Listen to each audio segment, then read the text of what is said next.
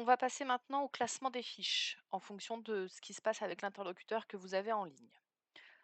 Première étape, la croix. Donc dans la croix, on va retrouver plusieurs codes de sortie.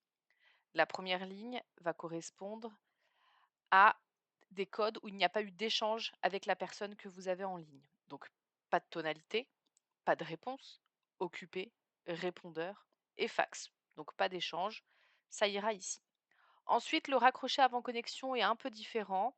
C'est que la communication se coupe avant que vous ayez pu vous présenter, en tout cas terminer votre présentation, sans qu'un refus n'ait été exprimé ou qu'une prise de rendez-vous a pu être faite.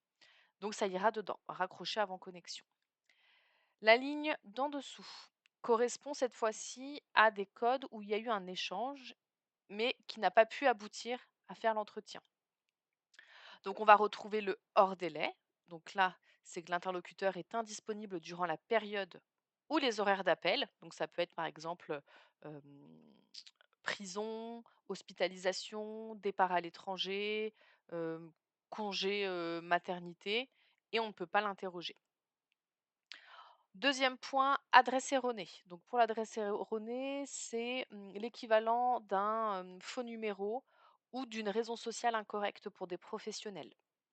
Pour les particuliers, cela signifie que le numéro appelé ne correspond pas à celui de l'interlocuteur indiqué dans le fichier. Donc on n'a pas le bon nom et prénom qu'on a dans l'info fichier.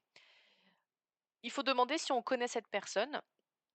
Si la personne vous dit qu'elle ne connaît pas, c'est une adresse erronée. Si elle vous dit qu'elle connaît, on essaye d'avoir le numéro de la personne qui nous intéresse qu'on a en info fichier. Et puis on prendra ce nouveau numéro. Si elle n'a pas ce numéro, ça reste une adresse erronée car on n'est pas au bon endroit et on ne pourra pas appeler le bon interlocuteur. Ensuite, on a les refus. Alors, pour les refus, en cliquant dessus, vous allez avoir une liste de refus, donc n'a pas le temps même à un autre moment. Par principe, ne répond pas aux enquêtes par téléphone, est trop insatisfait pour répondre, a raccroché en cours d'enquête, refuse de passer le bon interlocuteur et refuse les mentions RGPD. Donc, pour le dernier point, ça dépend des études, mais ça sera en cours de questionnaire que vous pourrez le cocher. Ensuite, on a le doublon. Donc pour les doublons, c'est un même contact qui apparaît plusieurs fois dans le fichier. On vérifie quand même qu'il ne s'agit pas d'une confusion avec une autre enquête, parce qu'il a pu répondre à d'autres enquêtes et dire avoir déjà répondu à la nôtre, alors que nous, on a l'information qu'il n'a pas répondu. S'il confirme avoir répondu, malgré vos relances, ça reste un doublon. Et ensuite, pas dans la cible, donc qui est hors cible. En cliquant dessus, vous allez avoir plusieurs items. Donc, personne trop âgée ne comprend pas les questions. Personne ne maîtrisant pas bien la langue.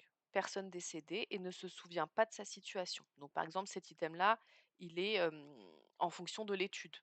Les hors-cibles sont définis en fonction de l'étude. Ils peuvent être modifiés par rapport à l'étude. Et le dernier code, c'est le rappeler maintenant.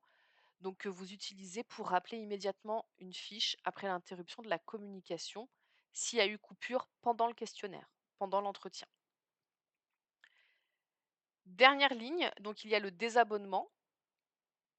Et donc là, c'est toutes les personnes qui demandent à ne plus être rappelées, à être retirées de nos listes de contacts ou indiquant que son numéro figure sur une liste rouge ou Blocktel, par exemple. Donc il sera retiré de toutes les études s'il se retrouve dans plusieurs études.